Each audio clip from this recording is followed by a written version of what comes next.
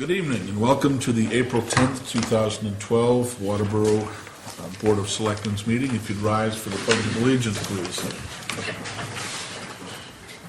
I pledge allegiance to the flag of the United States of America and to the republic for which it stands, one nation, under God, indivisible, with liberty and justice for all.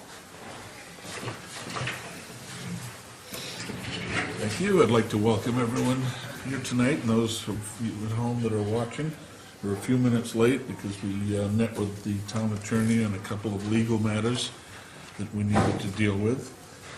So now we'll move on. Are there any announcements? Okay, seeing none, we'll move on to our appointments this evening. Is there a representative from the 2020 committee? Ms. Diane Holden, if you would. My name is Diane Holden. I'm a member of the 2020 Comprehensive Plan Committee. And our focus for the next fiscal year will be to create a comprehensive plan infrastructure chapter. And this chapter will be a 20-year strategy assessment for the infrastructure areas of the town, including wastewater, water, trails, and roads. Excuse me.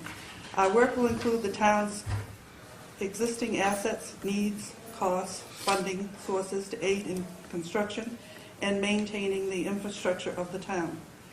And whereas this infrastructure chapter will be the largest chapter that the committee deals with, they would like to have the board's advice as to which would be the first segment of this chapter the committee feels they should concentrate their focus on. Excuse me, I have a sore throat. When do you need an answer on this by? Because obviously that's when we're talking something of such scope that we would like to have an opportunity to discuss it. That's fine. They would just like to get a little jump start on, so they'd be ready to hit the ground running when the fiscal year starts. So that was. And we can have discuss it next week and then send them a reply. Yeah, that would be fine. Okay. All right. Thank you. Sound good, Libby? All right. Thank you very much. Appreciate it. We did have another item scheduled for the agenda, but unfortunately, the chair of that committee had other commitments that required his presence, so therefore we're going to reschedule that for a later time. Hearing of delegation. Is there anyone here this evening that has any business that they'd like to bring before the board? Okay, seeing none, we'll move on. This week we've had some correspondence. Representative Libby's newsletters of March 30th and April 5th. We have a letter from the Maine Department of Transportation regarding areas of concern. A letter, the Maine Municipal Association's Property and Casualty Pool Membership Report. Levitt's Mill Free Clinic Center invitation to an evening of pops. And the Treasurer's Weekly Financial Reports.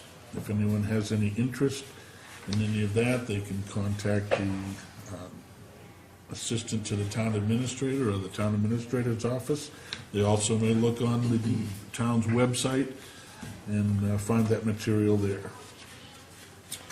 We'll move on to reports. Selectmen's report. Yes. I'm not sure if Christina got the rescheduling of the planning board, and it's going to be the 25th rather than the 19th. Yeah, Tina told me earlier, I left a note for board, Okay. so when you got your reminders, you could... Did you say the 19th? Well, our next meeting was, what, The 18th, and it was changed to the 25th. 25th, Okay. due to a conflict in schedule. Okay.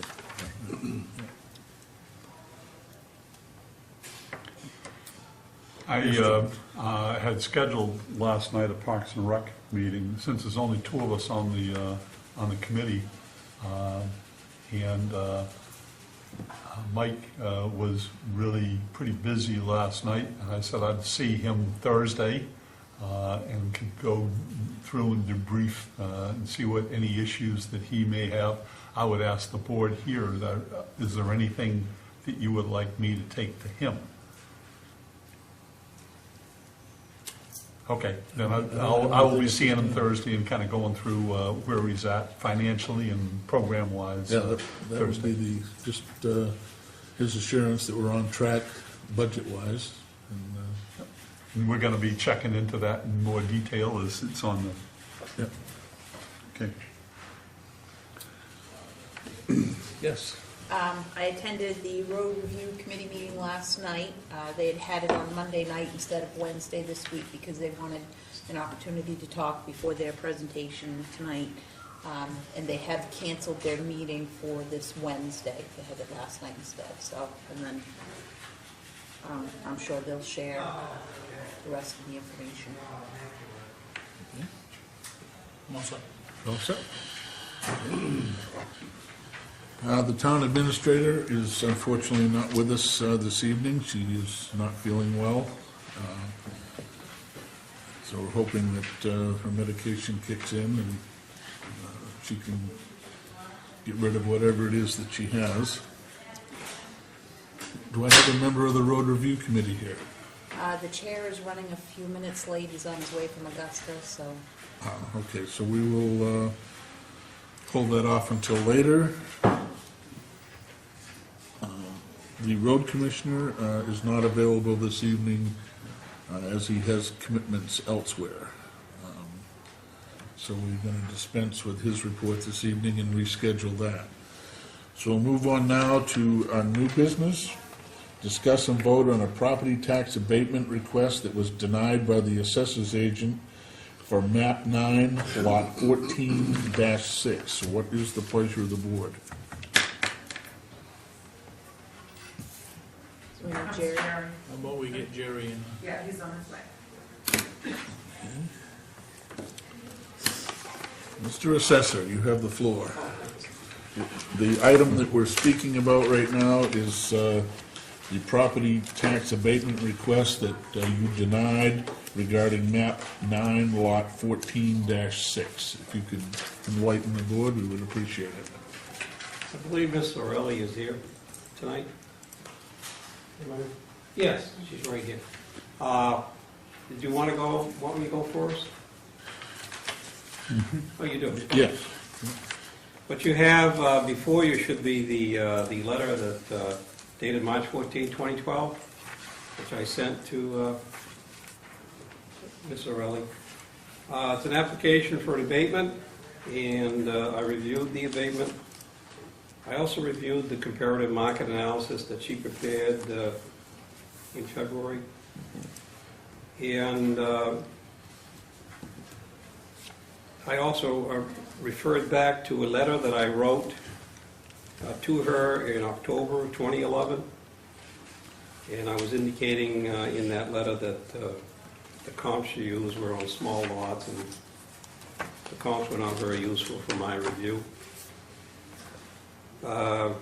Conclusion is that she feels the property ought to be assessed at $85,000 for FY 2012, which I consider is in the lower value range, considering what the assessments of similar properties are.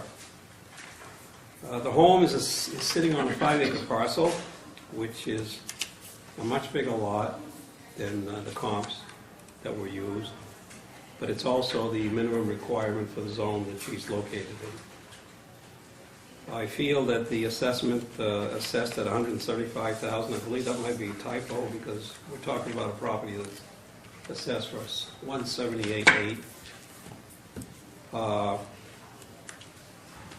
And then I go on and pretty much indicate to her that I am recommending to the Board of Selectmen at this meeting tonight that they deny the abatement request. And with that, I'd be glad to answer any questions, unless you want to hear from Mrs. O'Reilly. The specific reason that you're denying the request is it doesn't meet the,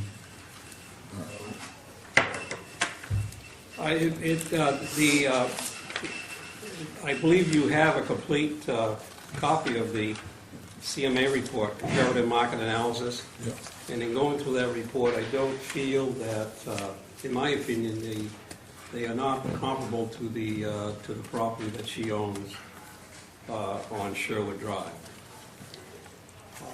And as I indicated, I had reviewed that property back in October of 2011 and found that those comps were also not useful in trying to arrive at some sort of a value that would be different than the assessed value. I still feel that the assessed value is within the 10% range that the state allows us to be in. And I know she has a different opinion, but she's here tonight to explain it. So you'd be saying, according to the information that you have, that if that property were to go on sale right now, the most likely price that it would draw would be $175,000, or thereabouts? Or 10% higher. Yeah. In Or, other yeah, words, I within mean, a range. but, yeah, I understand the 10%, that the 185 is within the ballpark of 175, therefore, you're denying the 185. Yeah, I'm recommending tonight. Yeah. But basically, you're saying that according to the information you have from past sales and like property, that if she were to put that on the market within a certain period of time, it would most likely draw somewhere around the 175 or something. 175, 170. I feel that it's on the lower end. Yep, I believe it would probably bring in the, they're more likely bring in higher. that's my opinion. Okay, okay.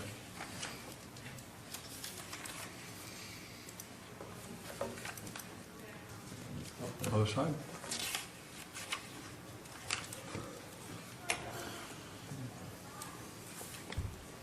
All set, thank you. If you'd remain, Yes, I'm staying.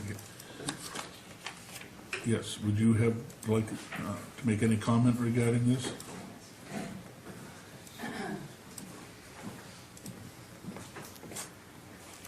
I appreciate the opportunity to present my side of the story. I don't feel that the assessor is being fair in terms of rejecting the competitive market analysis that I prepared. I'm a professional real estate broker. I've been in the industry for 15 years or more, and I've worked in the geographic area of the subject property. I've lived in the area. I've shown many, many houses, and I've sold houses in the area, and I've completed many market analyses of homes in the Waterboro area. And I did 2 competitive market analyses for the assessor. And I can attest to the fact that the value of my property has dropped by at least 30%. I'm perfectly comfortable in saying that the value of my home has dropped 50% in this economy.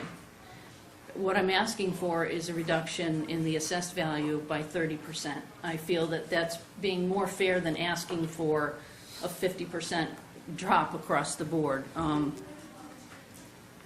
My home does sit on 5 acres, but basically most of that is strictly because the neighborhood where I am on Sherwood Drive was zoned for 5-acre minimum. Most of that land is unusable. It's wet, it's sloped, and it's wooded. So my home sits on more like an acre, which is comparable to a lot of the homes that I used in the CMA. But furthermore, if you look at the homes in the CMA and look at the number of bedrooms, you know, I tried to keep things very, very close to my property in terms of age and everything, which is what you're supposed to do. My home has 2 bedrooms, 1.5 baths, no garage. It is approximately 750 square feet of living space. Excuse me, how much living space did you say? 750 square feet. So if you look at these other comps in the comparative market analysis, you can see that many of the comps have considerable more square footage. Where I know where the assessor is saying I have more land, which would I rather have? I'd rather have more living space, because I can use that and I can't use the land as such. So anyway, basically, like I said, I feel that the property values have dropped across the board in Waterboro, and I'm not here just for myself. I'm really here for other property owners in town. I really think it's time that we take a good look at our assessed values, and I think it's time for an overhaul. I really and truly do. Our economy has been in a downward spiral in terms of housing for the last 4 years. Predictions are it's not really going to improve all that much in the next 4 years. So my question to the board is, are we going to keep increasing assessed values of homes and increase our taxes on residences indefinitely and not match what the economy is doing? I feel that that is where there is a gross, inefficiency in government. I really would like to see our town bringing in more businesses that are going to add to our tax base, so that this continual escalation of property taxes on residences doesn't continue. I mean, we need another alternative, and that's what I'm proposing in terms of, maybe having some sort of a public forum to see what else the town can do besides increasing everybody's tax bill every single year.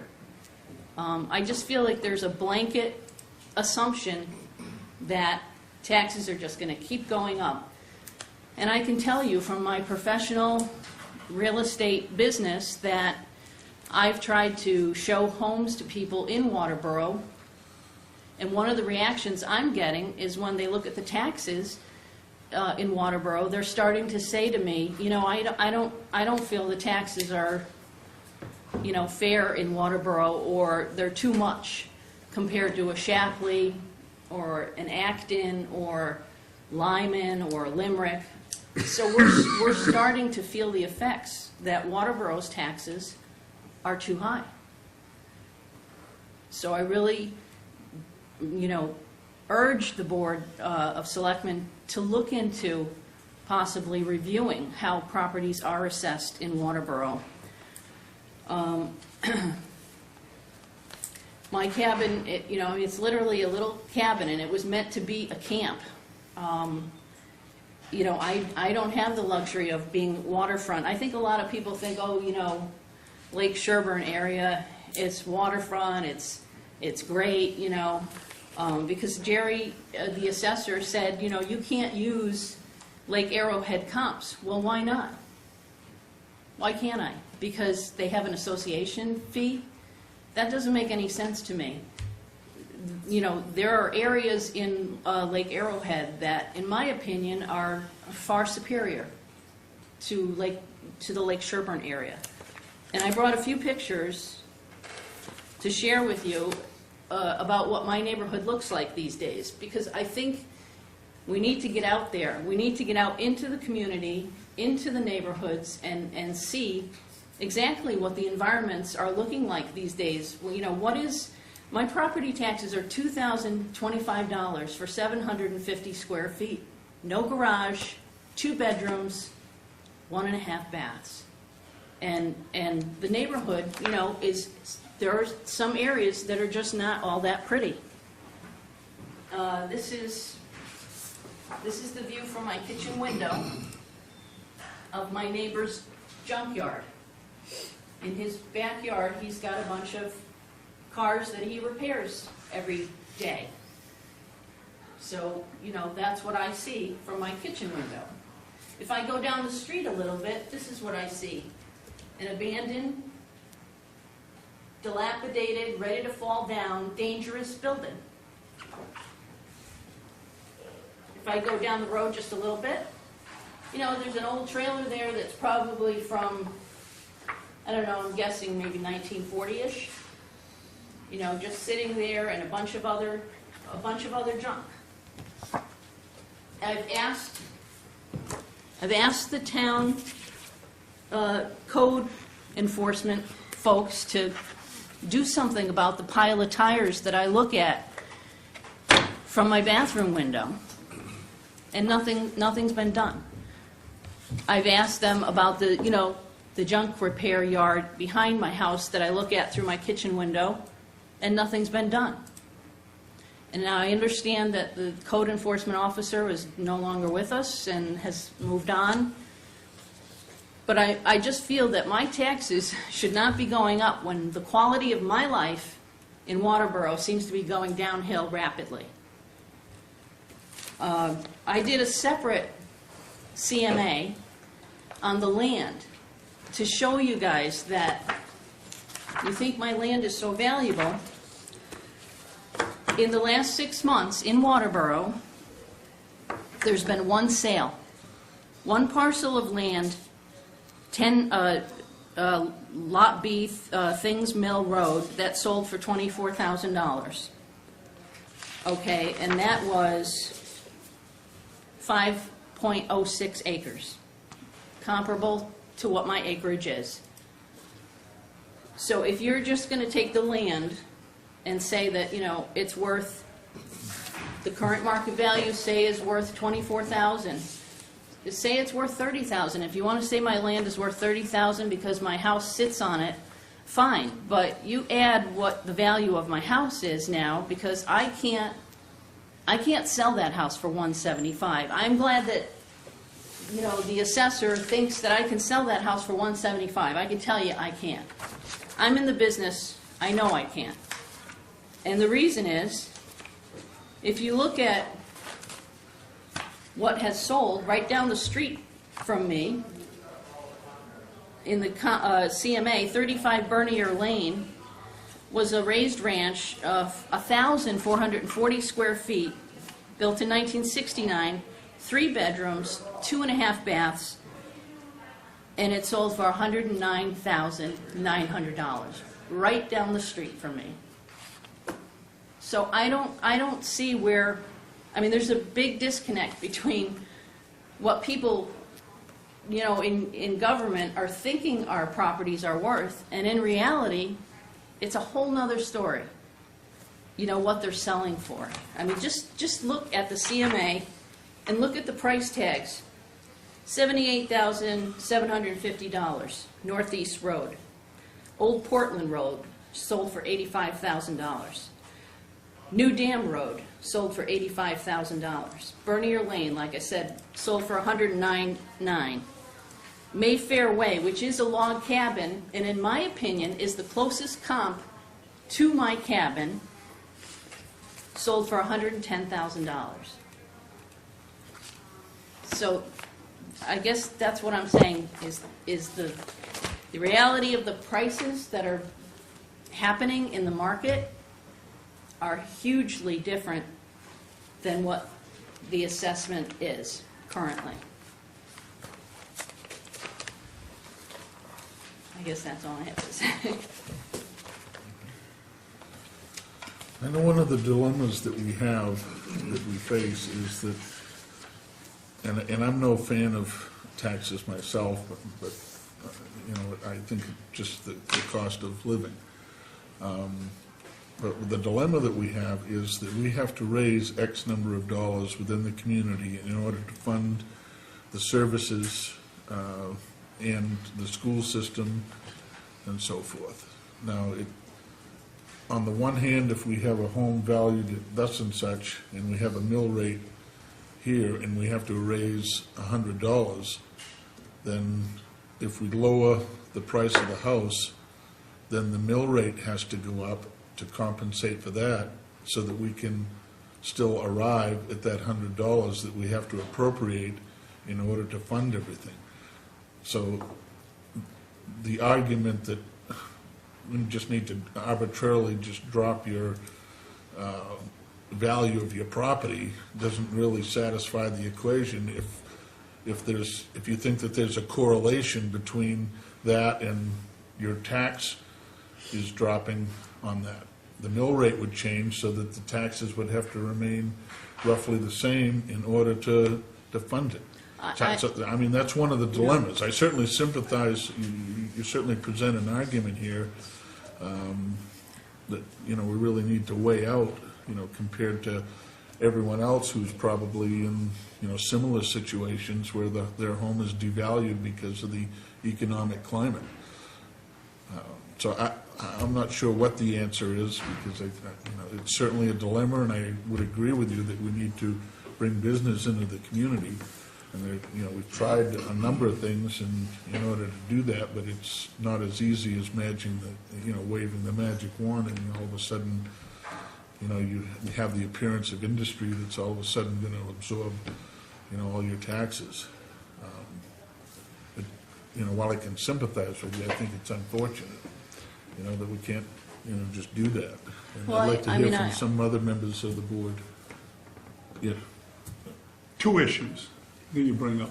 One of them is your own valuation, and that's what I thought you came here for, but then you got into taxes, which is a whole different issue. So when we're talking about keeping taxes down, dropping the valuation isn't going to keep taxes down, as Gordon said, because dropping the valuation brings up the mill rate. So that's one issue that that we've discussed and we've been around and around. The issue here that I understand you're in here for is it fair within the structure of all Waterboro that your house should be valuated at $185,000. And that's the issue I think that we're dealing with here. The other is a huge issue that we are dealing with year after year, and hopefully we get better at dealing with it.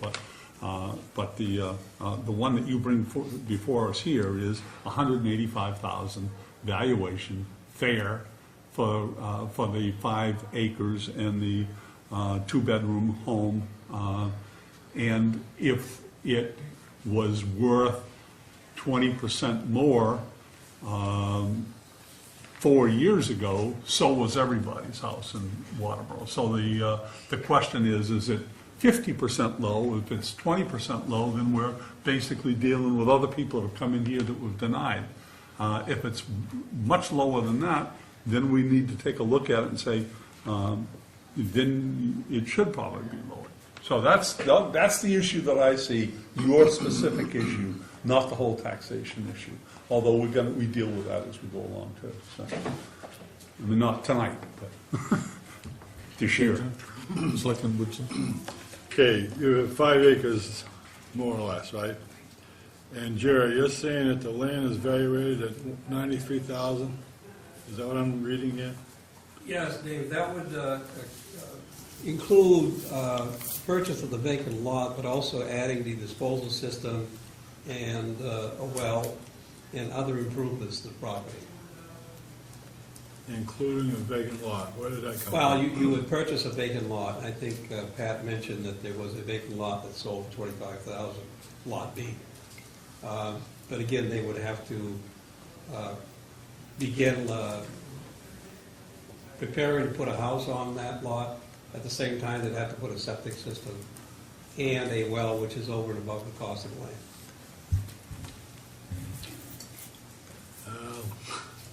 And you got to you're telling me that her 5 acres of land is worth $93,000.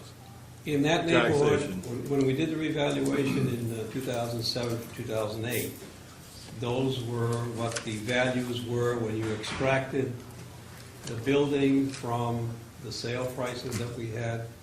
That would have been the residual for the land value, yes. So all the other properties in that area that are 5 acres is valued at $93,900. In that general area, yes.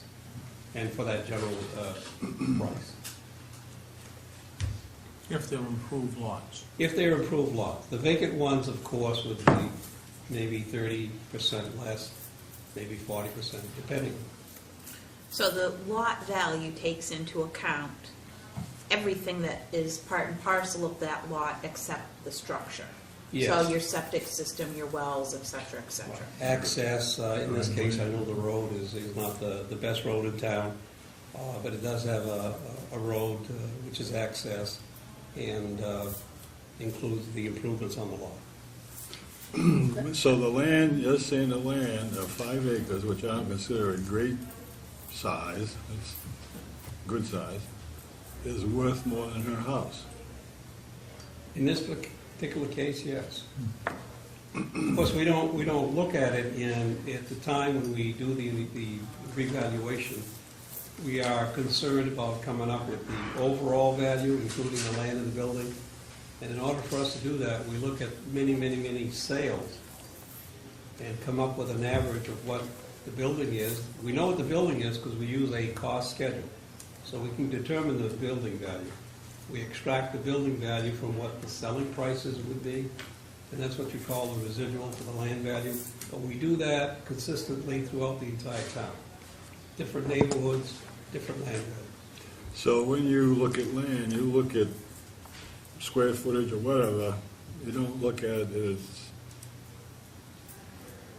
a swamp or whatever. It's the area.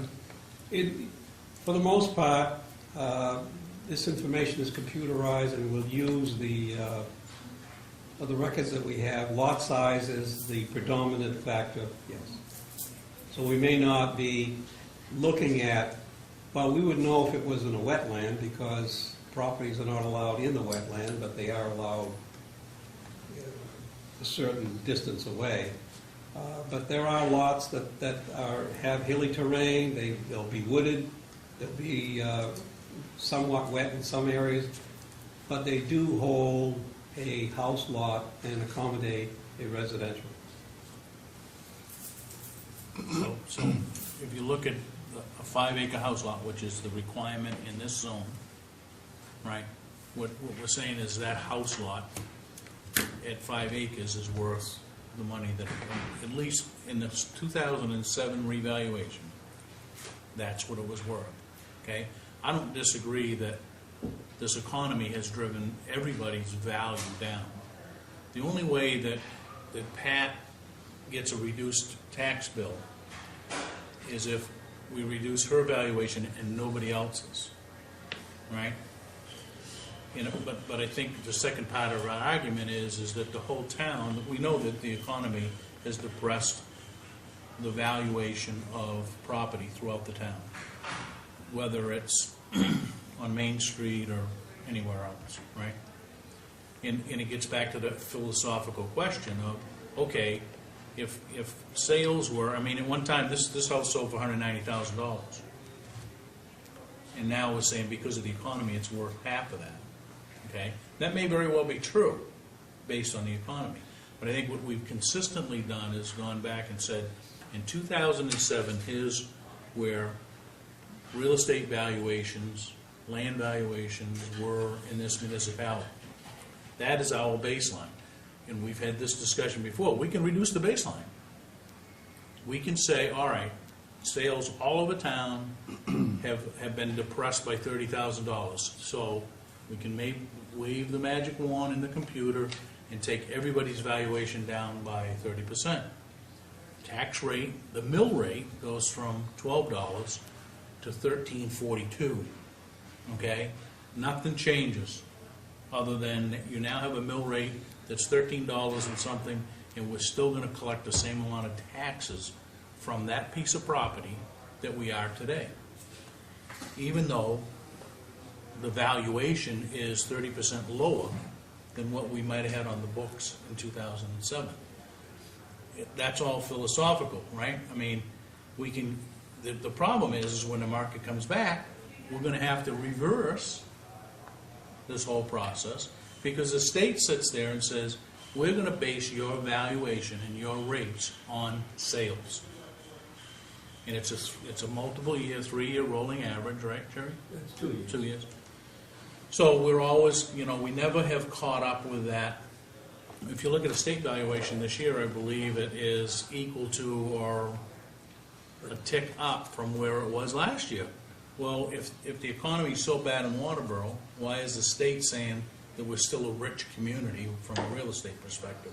Richer than Shapley, Newfield, et cetera, because the school funding formula comes from that, right, along with the number of kids, which is driving the tax rate in this community. So we get into this whole balancing act. If truly we go back and say, okay, Pat, your property, when it was in 2007, when we did the baseline in the town, and we had a professional organization come in and do all of that work, wasn't worth 170, 170, whatever we've got it booked for now, all right, 178, all right? Even though it was sold for 190 at one point in time, then, all right, we take out that amount of value out of her property. She gets a rebate because the tax rate stays the same, and somebody else absorbs that, because we got no properties going the other way. And if we did have properties going the other way, I would suggest that you would have to do the same thing, right? If you're going to take everybody's down that's going down, but we've got one sector of property that's going up, which I don't think we do, but you'd have to go up on that. So somehow you got to balance that out. And I think we're not the only municipality in this dilemma. I think everybody's in the dilemma. You've got real estate properties that are being economically depressed because of the economy. And to Gordon's point, we're still raising the same amount of money. And the only way you take the tax rate down is just say, we're not going to raise that amount of money. And I think we all know how those numbers work, right? So, I mean, like everybody else, I think we're all in this dilemma a little bit together, because our own properties are being depressed as well as everybody else's. I'm not sure how you fix that. I don't think, and I've been involved in randomly raising all the rates, because we used to chase them up. We were always down. And we had properties valued at 150 that were selling on the market for 2. So, consequently, we effectively raised the rates in the municipality globally, right? I mean, we didn't go in and spot assess or anything. We said, all right, everybody that's in the village zone is going up by 20%. And we've done that a number of times over the course of the number of years, trying to stay in that range that the state of Maine says that we've got to be in. And I think the dilemma for the state assessing office is the same as ours. They've not, I don't know as we've been through this, at least in all the years that I've been involved in as a selectman, that we're chasing down the numbers. So the state, it's always been a beautiful situation for the state, as much as people think I'm always picking on the state. But it's a beautiful situation for them, because they never go down. They always show that we're becoming a richer and richer and richer community from a real estate perspective. That's the amount of funding that we're going to get from the state. Schools, revenue sharing, and everything else. So we're really, and I understand if specifically if Pat has issues with the neighborhood and things are being not supposed to be done in the neighborhood that are being done, then we have an obligation as a municipality to go take care of it. Well, I know for a fact she has been bringing this up for several years. I've heard it. When I was on other committees, I heard her concerns. I think the other thing that we have to take into consideration when we look at what are you going to do with the property valuations, are they going up, they're going down, they're going up, and they're going down. We have to consider the case of Alfred Sweat versus the city of Auburn, which actually went to the Maine Supreme Court. And what the court ruled in that matter is it says, assessors are not obliged to follow the fleeting speculative fancy of the moment. They should recognize that the true value of a fixed asset, such as real estate, is fairly consistent and must be gauged by conditions not temporary or extraordinary. And then it goes on to say violent fluctuations in municipal income are not desirable, and assessors and listing values may to a certain extent disregard the excesses of a boom as well as the despair of a depression. So I mean, even rulings at the Supreme Court level are saying municipalities shouldn't be just going with the whim of the, you know, the economy. You have to look at consistently where is the value of the property. I can appreciate that, but to a certain extent, numbers don't lie, and like I said, I'm in real estate. I've been watching property values drop over the last 4 years, and again, the predictions are that things are not going to dramatically improve for at least another 4 to possibly 10 years. So I'm going to ask you this, Pat. If we say you're right, and we as a board decide that it's not just you, it's everywhere in town, right? That we are going to take the tax rates down by some percentage, the valuations down by some percentage. The realization of that is your taxes aren't going to change because the mill rate has to go up. You can't run an $11 million municipality. If you take where how many, 700 and some odd $1 million in valuation, 738, Yeah. 738 million. If we took that down by 30%, okay, you're going to take it down to less than $700 million. And if you calculate this, the 11 million that it takes us to run the municipality, the math is just going to come out, like I said, at $13 or $14 per 1,000 mill rate instead of the 12 that it's at now.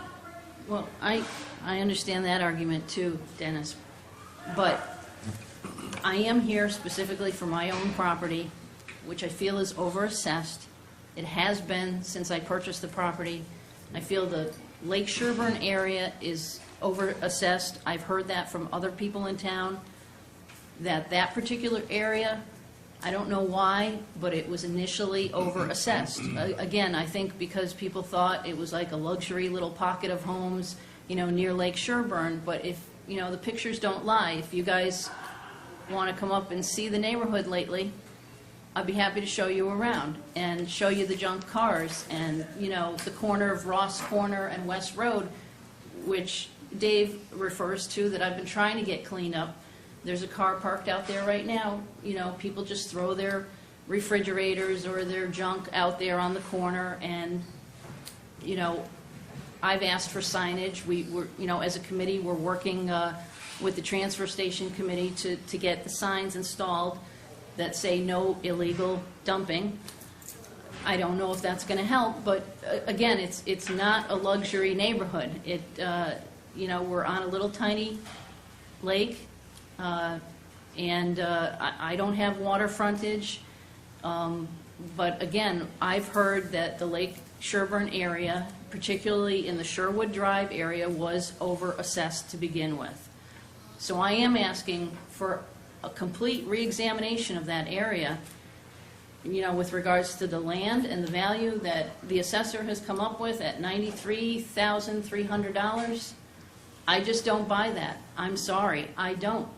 And no disrespect, Jerry, but again, you know, I don't know if you've been up in that area to really look at what I have and what other people have and what the geographic nature of the area is, but it's not worth $93,300, even if, you know, even with a septic and a well. Again, if you take that raw piece of land that sold for $24,000, that was a little over 5 acres, and you add, you know, a $10,000 or $15,000 well to it and a, you know, $20,000 septic system, it still doesn't bring it up to $93,900 or $93,300. Plain and simple. But does it bring it up to that level as in 2007 valuation? I mean, we're looking at 2007 here. We can't, because that's the way we've judged everybody else has come in here and asked us to lower their valuation. We're basing it on 2007 value. So if in 2007 that is a good price, that's where we are, to be consistent with everybody else that's come before us. But again, I just refuse to accept that as a standard answer. And again, no disrespect, John, but I understand that many people have come before you, just like myself, and have asked for an abatement, and have, either been denied or, gone through the whole process to, get to the Superior Court point of it and to, get denied or whatever. But what I'm saying is, it's time to look at this with a fresh pair of eyes. And Dennis, you're referring to, that, well, if we give everybody a 30% reduction, then we're going to have to increase the mill rate or whatever, and taxes will be the same. But I'm asking you to look at this from different angles. Let's not have a town meeting in 6 months to approve another $20,000 for, the fire department or this or that, or the schools that need more money. I think we should have had a zero-line budget, 0% increase. Everybody is asking citizens to do with less, do without, cut their costs and everything, and yet our government keeps increasing every single year. And so, yes, our taxes keep going up. I don't want a grandstand or anything like that. I hope you don't interpret it that, but I finally reached a point where I just want to say something and make myself heard, because I think a lot of people in town feel the same way, but they just don't want to come forward because it's too difficult of a process to ask for an abatement. I mean, there's like 3 or 4 hoops that you have to jump through to try and get an abatement in this town.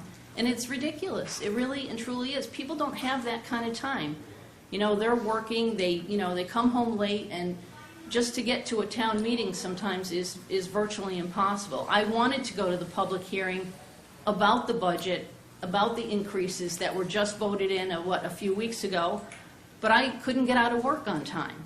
And there's 150 people like that probably in this town that couldn't make it, but feel that our budget keeps going up and up and up, and our taxes, keep matching that, and, enough is enough. The wonderful thing about a town meeting form of government is that we put a budget together. The 5 of us are going to present a budget, but in June, the taxpayers, if they don't want to see their taxes go up, they can show up on Saturday and they can vote at the town meeting to not increase the budget. But what happens at town meeting every single year is we'll have 40, 50, 60 people show up that make the decision for the rest of the town. So if you feel that strongly about not wanting the taxes to go up, your voice can be heard. We haven't had town meeting yet. We don't know what the next year is going to bring. We certainly have a budget that we're putting forward, but anybody can come to town meeting in June, and if you want to have your voice heard and not see taxes go up, that's when you do that. The other thing, are a couple other components in there, and that you articulate that, you and a number of other people are fed up with this. Where are these people, I guess, when we, week after week after week, ask for volunteers for the committees, including the Finance Committee, which sits and goes over this, and nobody steps forward? I mean, there's a certain amount of, self-help here that I think you need to take into consideration. And I'm wondering, what did you pay for this home, if you don't mind me asking? It's the 190. The 190. If it wasn't worth 190, why did you pay that to begin with? Well, I mean, just like everybody else in this economy, Gordon, everybody that bought a house in 2006 overpaid, comparatively speaking, to today. And it's lost value every year that I've owned it for the last 6, going on 7 years. So, But as the economy gets better, in 5 years, maybe 10. then the housing market will improve. It's those ups and downs, those peaks and valleys. But that's We're not, in a valley. but Tammy, Joe, that's not a good answer for people who are about to lose their homes or who are losing their homes because they can't pay the tax bill or they can't pay the mortgage. I mean, again, I think we have to take responsibility. I think we need to try to help homeowners stay in their homes in Waterboro and in other communities. Well, I know that we have several folks that have come forward because they can't afford to pay their taxes, and we enter payment agreements with them. I think that as a board, we've been very flexible in doing that. I mean, we don't have any control over what the bank is going to do if somebody can't pay their mortgage, but we certainly have a number of people that we've worked with as far as helping them with, you know, making taxes affordable for them. I guess, So I think we are doing something. no, I agree. I definitely agree that, you know, that you have been responsive. I'm just asking you to look at different angles here. I had some folks coming up to look at property from Connecticut, and when I told them, you know, taxes creep up a little bit every year, they're like, what?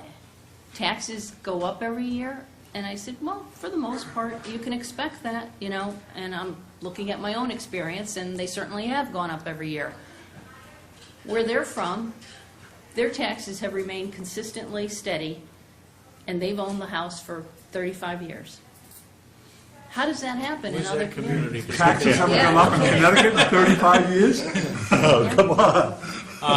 Let me just bring up one point, Pat, that you raised. Because I think there was a little bit of an accusation that it's tough in the town of Waterboro to get an abatement. We follow the state law and the requirements of so whether you're in Waterboro, whether you're in Shapley, whether you're in Biddeford, or whether you're in Sanford, the process really is the same.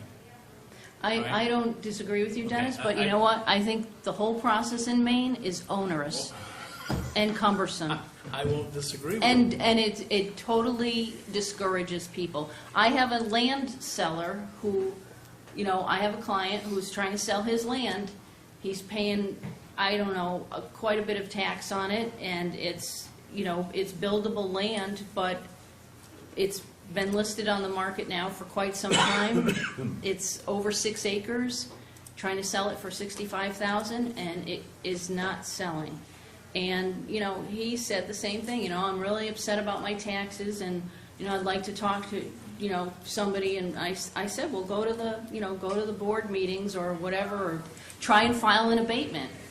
And, you know, he just was totally discouraged and just didn't want to go forward because it's too time consuming or too difficult. I don't want to make a blanket assumption that it's difficult in Waterboro or an accusation.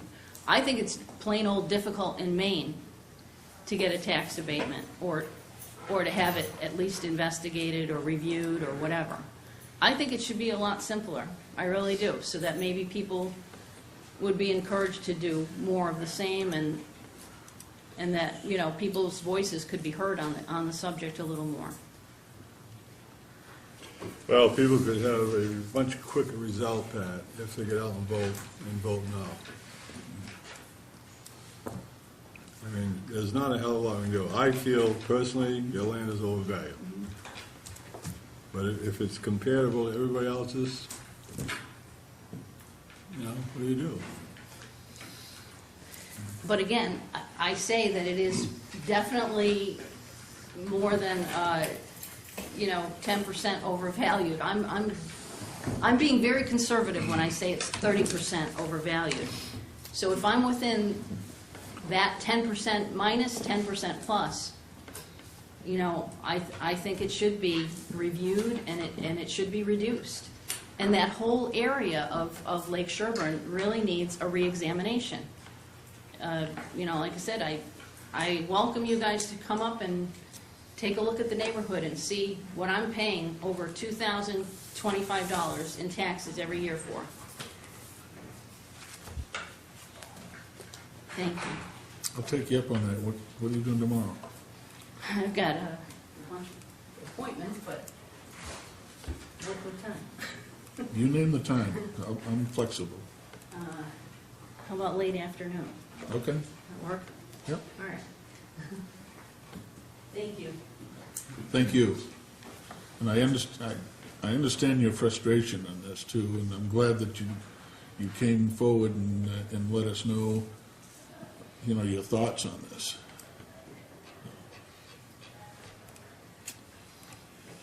Anyone have any other questions for the assessor or for Pat?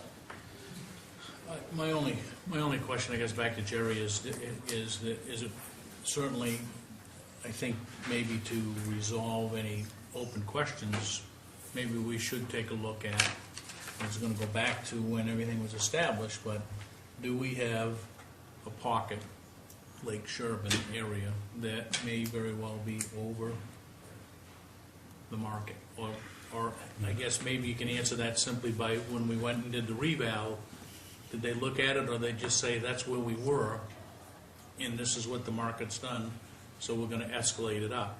I mean, is it worth taking a look-see and say, oh, you know, we really did, a good analysis when we started to assess that whole Lake Sherburne area, or maybe we didn't, or I'm just, and maybe the answer is very simple as yes, we did, but. Well, if you're talking about Sherwood itself, we may have had maybe 3 sales on a street with 4 houses. So, yeah, we thought at the time we had a handle on that particular thing. But by the same token, you have to look at the other neighborhood. I believe there's a classification, let's see, what's going on? Yeah, it's got the Ross Corner Road connotation, so it means it was pulled out of what we call Lake Sherburne. But again, the values at that time may have reflected that the market was better, and it kind of like a freeze frame. We had the revaluation and it broke. We haven't been back to make a study. Yeah, and I'm not sure you can do that without doing every town, but I'm just saying, I mean, every area of town. Just saying that maybe it's worth satisfying the question of, did we have erroneous data in that? I mean, about 4 years ago, we had the same situation that in Lake Arrowhead with Milfoil. And the people that had places on the water said that their prices were diving because they had milfoil. And indeed, that was an issue. But again, when you deal with the milfoil issue there, the Lake Sherburne thing pops up. When you deal with that there, then someone over off a lake says, I live further out in the country, the gas prices go up, I have to drive further to work, therefore my property value drops because no one wants to drive that part of work, and the fight's on.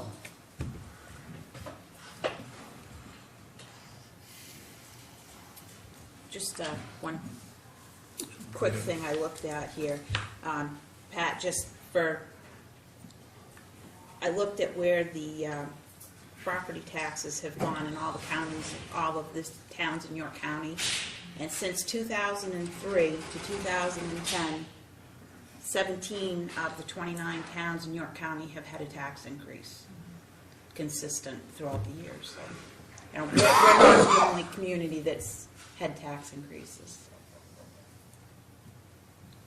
Just if I may, Yes. I forgot to mention this one other property, but in another little neighborhood right off of Ross Corner, it's called Pace Landing. Yep. You're probably familiar Yep, with it. very There's a familiar. home there currently listed at 154.9. It's 1,632 square feet, 4 bedrooms, and 1 full bath, built in 1990, which is close to the year that mine was built, but almost 1.5 times the size, on 0.92 acres. And the taxes are $1,600 roughly. So, you know, I'm paying $525 more than them, and I've got 1.5 times less the house. You said that there's less than an acre of land, Yeah. 0.92? 5 times the land. You know, when you say you would trade your land for increased space, there are also people out there who say, I'd trade my space for land. So you got the land, they got the space. You get the shaft and they got the mine, huh? But I guess if you compare apples to apples and oranges to oranges, if you're saying I have more land and they have more space, then my tax bill should match theirs, and it doesn't.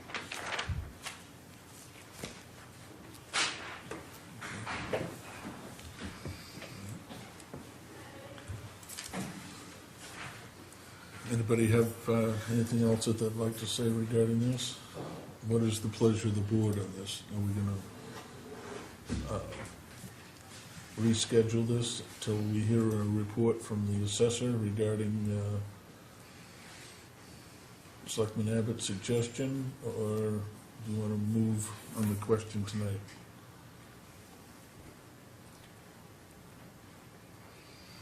I'm not sure if we're gonna get anything more from Jerry, but, you know, if there is, then it'd be good to look at it, but. I guess I would like to see, I mean, Gordon's gonna go out, he's not a professional assessor or anything, but look at that area. I personally feel the land is overvalued. You know, you can say what you want to say, the damn land is overvalued. My only counter to that, David, is I know, if the you're counter, in an area that requires a 2-acre lot, and you get a 2-acre buildable lot, improved lot, that the value is gonna be consistent with that 5-acre lot. Okay, is it though? Is the, now the 5-acre lots, we have different zones, village, residential, 2 acres, and 5 acres and 10 acres. Are those different zoning in some way being penalized because of size? You I only mean, can put one house on it. I know. That's the way I've always looked at I it. know, Is that but are the larger acreages, lots, being somehow financially penalized under our system? Maybe under the economic conditions now, however, go back into the 90s, and that land values go way up because they're buildable lots and we have 100 people, 150 people wanting to build in Waterboro during the year, and the lot price, so the supply and demand, the lot prices are up. Right now, the economy is against that.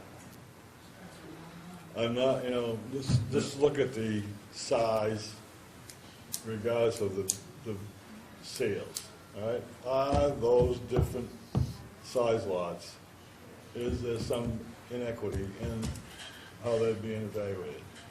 All right, so Assessed? here's a log cabin that's in North Waterboro. It's on 1.8 acres. It's in what was a subdivision, you have to have, roughly the 2 acres there. And the taxes there are almost $2,700. So, It's a bigger property, the home is a larger property. It's got a garage. I'm talking land, period. yeah, I see your point. Is she being penalized because she's forced to have a 5-acre lot versus somebody that has a 2-acre lot? Are we assessing the value of the land, the extra land up there, more than we assess the land of the person that has the 2 acres? But when the economy's different, if we ask this question and people come in from the opposite end, aren't we saying that, geez, maybe we're under taxing people with larger lots of land? So, it changes. One of the things that Tammy Jo was talking about with the Supreme Court is this is a dynamic process and we can't keep up with it. So therefore, if you look at the whole process and you say, and I'm not against people going out and taking a look at the land, and if it smacks you right between the eyes, wow, this is different from any other part of town, then probably we need to talk about having it reevaluated. But to me, it's got to smack you right between the eyes. It's got to say, wow, this is really overvaluated land. Yeah, my request back, Jerry, there's 6 lots there. They're all 5 acres plus. And the valuation of the land is anywhere from $83,000 to $93,900, which is Pat's, which is the highest of the 5, 6. There's a couple of vacant lots that we've got assessed at 83 and one at 82. and one at 82.3. So I guess the question is it because she has more road frontage? And why would that make any difference if it's a buildable lot? Why is hers $10,000 more than everybody else's in that neighborhood? Well and septic would be the answer. Well, there's 3 other houses there and they're $10,000 Well, less. That would be the difference between a vacant lot and a developed lot. For the other 2 lots, I'm not sure. Okay. It would be something to look at. If you look at 14.3, their land is valued at 82.3. They get a house, must be valued more because their total valuation is $295,000. Okay. Lot 5 is 5.02 acres. Land is valued at 85.3. Total real estate is valued at 266.4. So, that would be my only question is out of those lots, there's another one that's, lot 1, I think, is valued, total valuation of 231 with about an $83,000, 82.5 lot, so. Well, the fact that the land is computerized to the point where we can almost tell dollar for dollar what the acreage price would be. And we would look to see what's inconsistent about that particular. Yeah, I think you ought to at least take a look at that. Yeah, because I think that's something that smacks you right between the eyes, to use your words. Yeah, I mean, if you look and say Pat's land is higher than any other land around, then there's a case to be made to lowering the cost, the price of that land.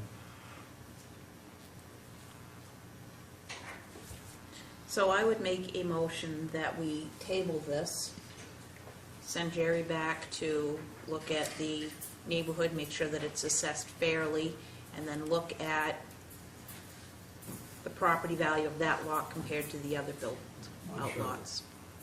Great. I'll second that. Motion's been made and seconded to wait for a report from the assessor after he reviews those 5 lots. And can you do that like within 2 weeks? So all those in favor? Opposed? Motion's carried. Okay.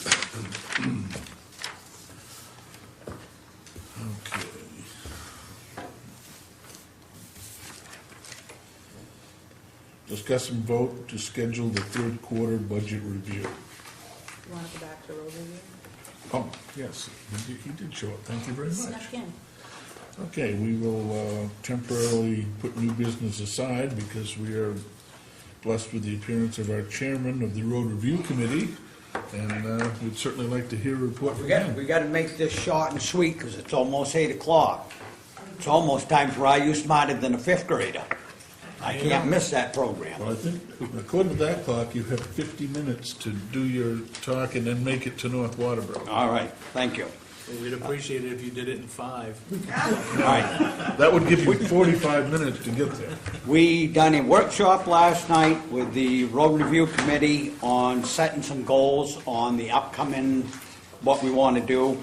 It was brought up by everybody that was attended. Before we go much further, we need some clarification on our mission statement. Is what our mission statement reads, the way we read it, and the way we understand it, and what the Board of Selectmen do, we want to make sure we're on the same page, that's all. We just want to make sure that what we're going to do is going to be what the selectmen are looking for us to do. So in other words, we don't want to spend a lot of time and effort doing research or doing budgetary stuff if the board doesn't think that's something we should be doing. Did I say that right? Mm-hmm. So the way we understand it by reading this, yes, we are an advisory committee, but it also says that we are supposed to establish a 5-year plan for all simple maintenance, reconstructions, roads being rebuilt, with estimate costs and projections.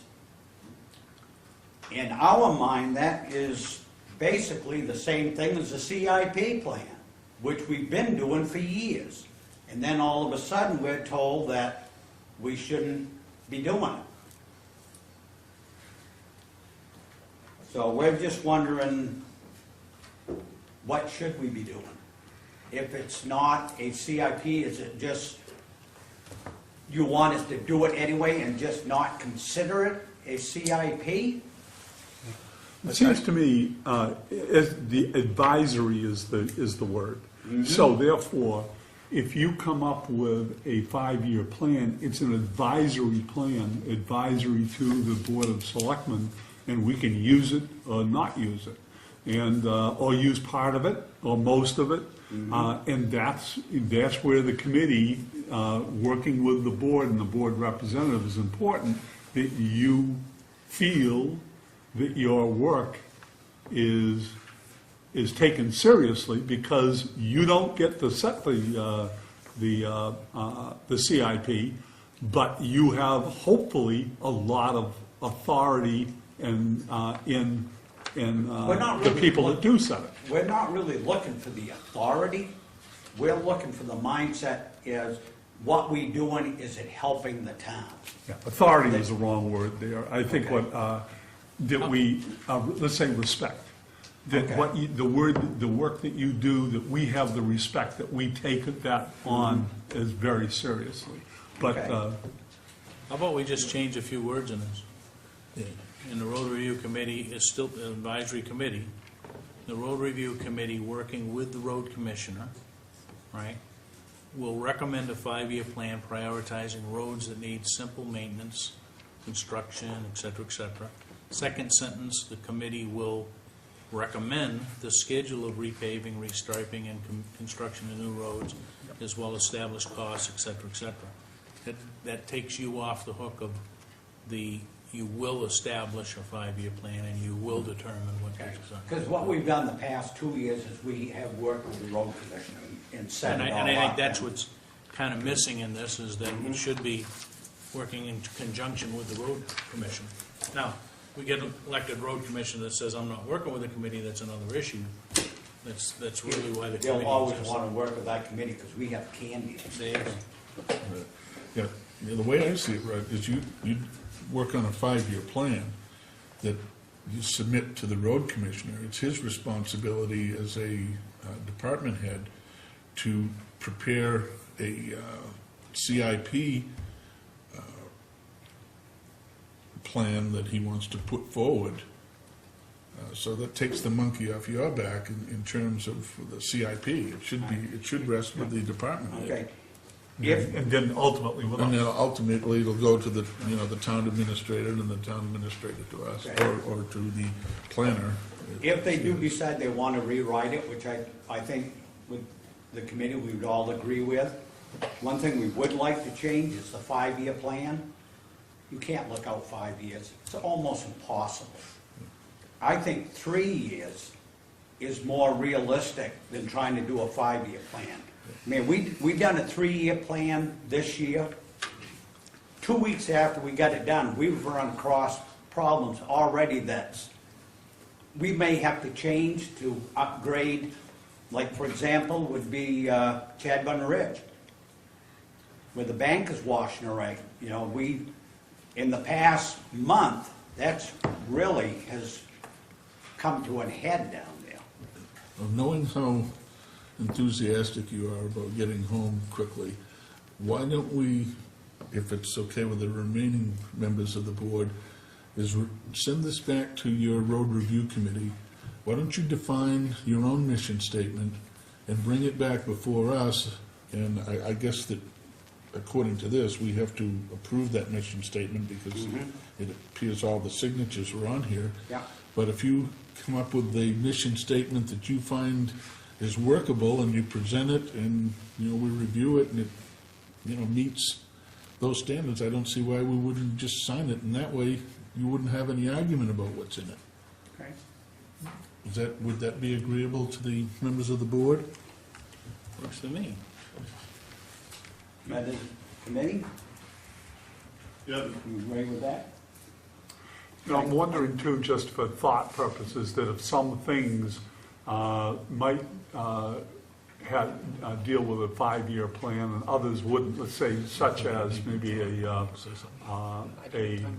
seal coat and tar or retiring program or something like that, that may stretch out to 5 years, but specific roads and reconditioning and stuff like that are it's hard to see 5 years ahead. Anyway, it's something for you guys to discuss, that we want the whole thing 3 years, or these areas right here, we think 5 years would be a good. As far as like the repaving, that would come under the road commission's budget. Yeah, So we really don't have much say in that. I mean, we can go out and say, these are the roads that we think need to be done. okay, I see. But it's up to the road commission to say, yes, these are the ones we're gonna do. Yeah. Just I like think when you- we do I a think you hit project, the we nail may right on the do head. 5 or 6 projects, and then the road commission's gonna say, okay, I want these 3 are the ones that I think need to be done. Okay. All right, we might have done 6, but he said these 3, those are the 3 we're gonna go with. Because ultimately, it's his money, not ours. That's it. Well, the town's money, we just want to make sure that we're spending it as effectively as we can. You know, I think one thing that's come up consistently from several committees, not just the road review committee, is I think a lot of committees have been looking for more guidance from the board. And each committee has a liaison, but I think sometimes that one liaison's, what they think the board wants may be off. So I think maybe what we need to do is, rather than having all of these committees go and rework their mission statements and come back to the board, and it not being what we wanted and having, you know, maybe they wasted their time, maybe we need to start looking at scheduling a workshop with every single one of our committees with the thought of revamping all of the mission statements, where all 5 of us can sit with each committee one-on-one, gives us a chance to communicate, and then we're sure that we're all on the same page.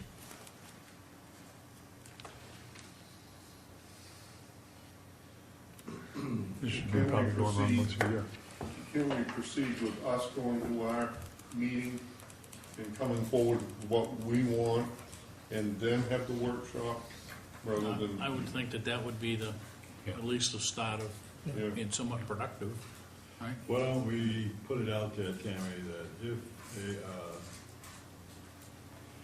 have issues with the mission statement, that they can. Well, they haven't Why- been done since '08, so I mean, I think it's time every committee take a look at their mission statement, and if it's fine as it is, and they're happy, and things are working hunky-dory for them, great. But I think we've heard from committees that they want us to have better communication. Well, better communication may not have anything to do with the mission statement. Well, don't fix it if it's not broke. So then, you know, you get the stuff out there and say, you know, is this broke? Do you want to take it in, make a recommendation, bring it back to us? Great, we're open for business. And if it's not broke, then don't fix it. You know, the other thing is, how many committees actually read their mission statement? Or what committee has read it in the last 5 years, that even knows what it says? Don't I mean, we really didn't pay any attention to it until the last budget session, when it was kind of brought to our attention that we really started looking at it and reading. I think most committees do, because they do have questions. I know the transfer station has looked at it many times. Okay. So let's get the road review done first. I think that's a great idea. All right, enjoy your show. Can I go have supper first, and then go watch Are You Smarter Than a Fifth Grader? Whatever you, I'm gonna go on that program someday, and I'm gonna be able to say, I am not smarter than a fifth grader. You want us to help get you on there? We can write a letter of recommendation. No, thank you. I hope you're wiser than a 5th grader, though. Way behind. when you get on there, Raj, if you could get a couple of those fifth graders to come in and be on the road review committee? I'll see what I can do. Okay.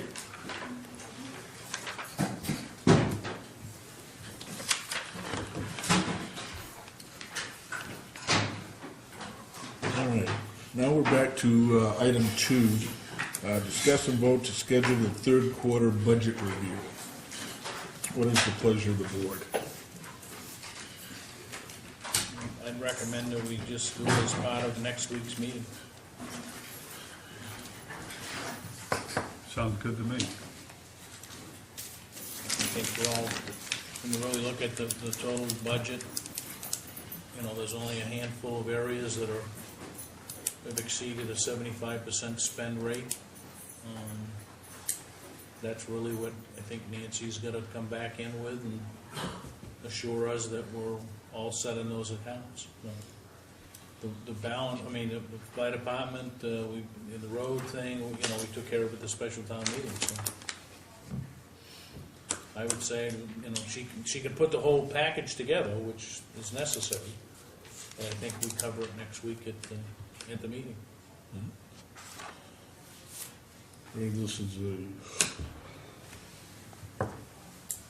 This is a discuss vote, is you putting that in the form of a motion? I can. I move that we conduct the meeting review next week at the regular selectmen's meeting. Second. It's been moved and seconded to schedule the third quarter review, the budget review for the next Board of Selectmen's meeting. Is there any discussion? Seeing none, all those in favor? Opposed? The motion's carried. If you schedule that on the agenda, please. Item 3, discuss the issue at the boat launch with a hole that needs to be filled in. And we do have a communication from Sebago Technics that says, and I'm not sure if everyone got a copy of it, so I'll read it. They're saying from a strict regulatory perspective, I believe the placement of rock will require an MDEP permit by rule application and an Army Corps of Engineer Category 1 notification under the Department of Army Maine General Permit. Both are notification processes and fairly straightforward. He assumes that the rock placement won't involve any more than 100 square feet, and he will be running it by the folks at MDEP and ACOE. The application fee for the MDEP permit is $65, and there is no Army Corps of Engineer fee, plus it would be the time of the engineers, which should be in the range of $850, provided there are no glitches or issues with the project. They'll need to visit the site, take some photos, and prepare a sketch plan, and fill out the paperwork for submittal. Now, this is, Jesus, nothing's easy, is it?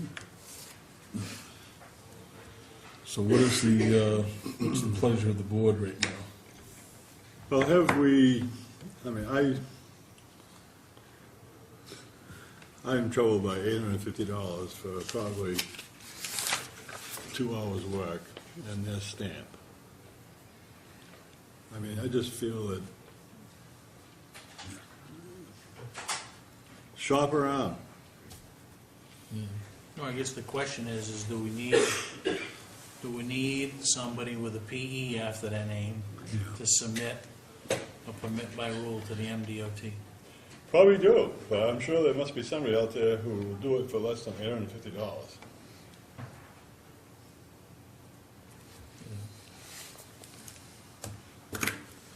Yeah, when it basically is gonna be dumping a load of rock and then smoothing it out. Yeah, but it Yeah, I know all what it goes says. back to the permit by rule Yeah. and the cost of the permit by rule. Not the cost, because that's minor, but the issue is, can we have anybody from the town submit the permit request? I mean, certainly. Without going through Right. engineer, Right. be worth a shot. I mean, I think they're done all the time. I know that, certainly Patty used to be involved with, Joe Citizen can submit a permit by rule to do something to their waterfront. Can we get that Eagle Scouts to throw some rocks at? Hey. I don't know. What do you- I think he- Meeting. In the background, I think he flew, I don't know. all right. I guess I'd leave it up to Nancy to see what she can do to get the thing resolved. Yeah, I'd put it off for at least a week, because a couple of phone calls is certainly worth. I understand it gets all herky-jerky when we get involved with the lake and what we're doing with just depositing rocks or whatever the case may be, but we got a boat launch that we have to maintain.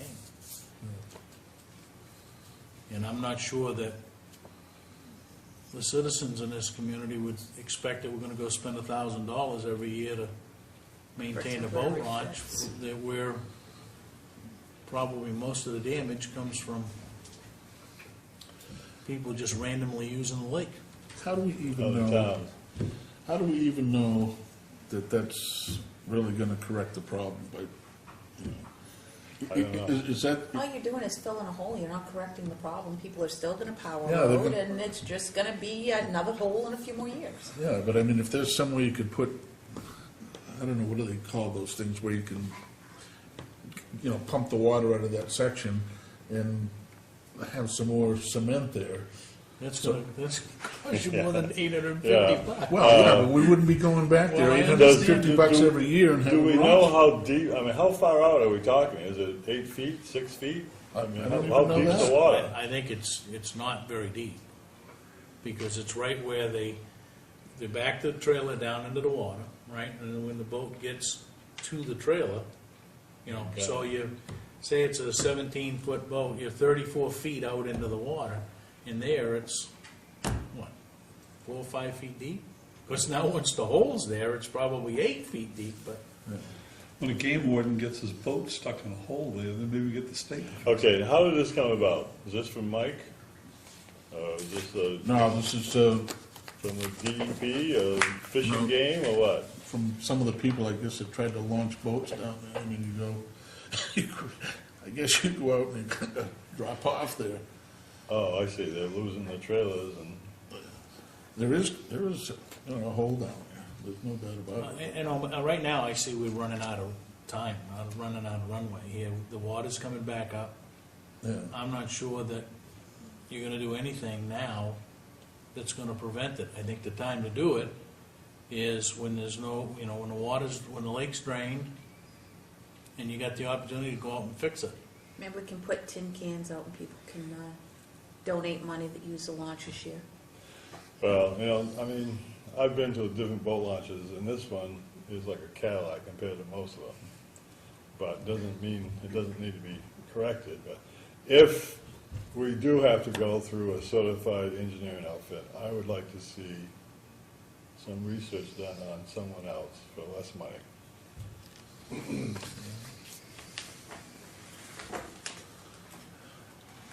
But research, see if we can do it without it first.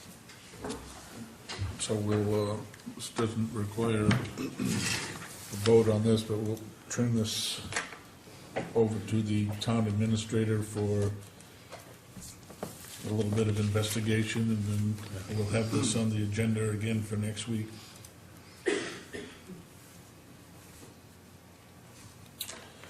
Item 4 under new business, discuss and vote on 2 committee appointments. What is the pleasure of the board?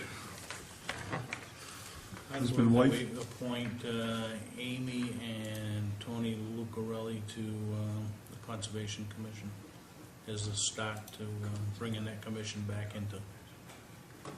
I'll second that. Been moved and seconded to appoint the 2 committee applications that we have for Amy and Tony Lucarelli. Is there any discussion? Seeing none, all those in favor? Opposed? The motion's carried. Discuss and vote on Time Warner Cable's request to go green and receive official notices via email only. So moved. Second, I guess. It's been moved and seconded to accept Time Warner's request to go green and receive official notices via email only. Is there any discussion on this? Only, why are we dealing with this?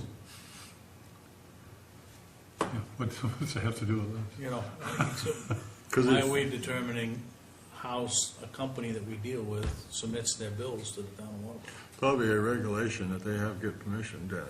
Let's just vote yes and get along with it. Christina's got some, Yes, They Christine. send a lot of certified mail notifications, those almost weekly notices we get come certified mail. I think that's what they're talking about, not really the bill, right. but your notifications.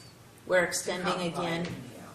the 50-page contracts that they send every week. Yeah, and I just, because those always come addressed to the board, that's why I figured this was something appropriate for the agenda, so that was me. Okay, Well, yes, they'd certainly think that there was, I mean, we'd certainly have a paper trail. I mean, yeah, if it Yeah. comes by email, I'll just print it off, I mean. Yeah, I wouldn't- and we'll have it stored, so. Is there any further discussion? Or something? No? Seeing none, all those in favor? Opposed? The motion is carried. We're gonna go green. Discuss and vote to sign an updated form adopting the York County Hazard Mitigation Plan. What is the pleasure of the board? We just signed this. yes, so moved, but Again, I guess to get it to discussion. second. It's been moved and seconded to sign an updated form regarding the York County Hazard Mitigation Plan. Is there any discussion? If Other it's than updated, How many times are they coming back? well, if it's updated, is there changes since we signed it?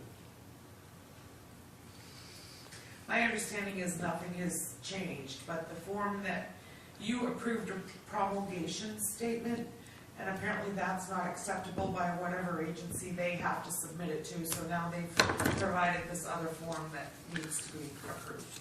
But the mitigation plan has not changed, it's the same. It looks like Tried to we're look up. along by the date, by looking at the So- addressees. And Same content, different form. It's government. Does anybody really want to have any more discussion on this? All those in favor of signing the new form? Opposed? Motion's carried. Item 7, discuss and vote to approve live-in partners on the FEMA grant commitment. I believe There was a request to table there's this. a request to table that item. I would make a motion that we table it to next week. Second. Been moved and seconded to table the live-in partners FEMA grant commitment until our next meeting. All those in favor? Opposed? What is live-in partners? The students. No students. Oh, okay. Is that a yay or a nay? That is a yay. Okay.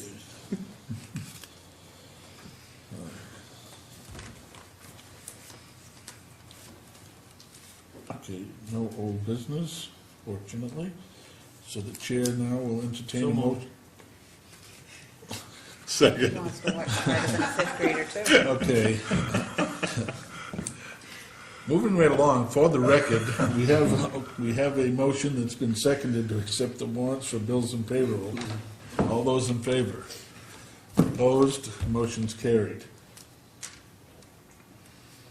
The chair will accept a motion to accept the minutes of April 3rd, 2012 regular meeting. So moved. Second. Been moved and seconded to Third. accept the minutes of April 3rd. All those in favor? Opposed? Motion's carried. Public service announcements. We're still waiting for our technological advances, which are being worked on at this time. The driveway opening permit language. Did you have a chance to meet with the road commissioner? We didn't, and Okay. he's not available this week, so Okay. Board and committee status. I think we covered that when we did a couple of appointments. We still have vacancies. If anyone is interested in that, please come down and get an application, and we'd certainly love to welcome you to one of the committees. Water District Survey, that's still set on the agenda, upcoming. The Water District office space lease is still in the hands of the Water District right now. The Eagle Scout project, I would like to withdraw that. I have got no word. Yeah. okay. Is that a consensus of the board? I would agree. Yep. Yeah. Okay, would you remove that from our pending decisions? Internet and electronic mail policy revisions? Me and Nancy are working on that. Okay. The week's action list. I think we have everything jotted down over there on what we need to follow through on. Okay. Discussion of agenda items. We have a list already that we've given you. Is there any other thing in addition to what we've discussed this evening that, for next week? Did the charter, has that been rescheduled, or is that up in the air? He actually gave me some information to review, but I got the impression you'd rather have him come in to talk in case you have questions. Well, that was the, Yeah, so I had it rescheduled, but that's I will. not my impression, that's the board is the one that requested that. Right. Yes. So I will so reschedule. therefore, on behalf of the board, I would say to have him come in. Yep.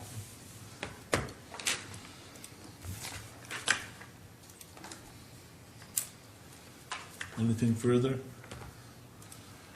Okay, the reminders, the planning board meeting has been changed from April 18th to April 25th. And the planning board meets in the town hall. The road review That was meeting canceled. for April 11th has been canceled.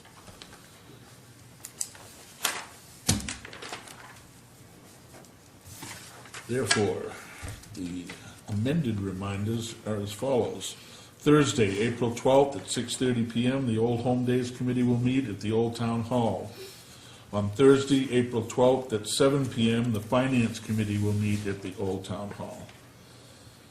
On Saturday, April 14th at 8:30 AM, the cribbage tournament will take place at the Old Town Hall. On Monday, April 16th at 6:30 PM, the 12-town group will meet at the Town Hall. Also on Monday, April 16th at 7 PM, the Charter Review Commission will meet at the Old Town Hall.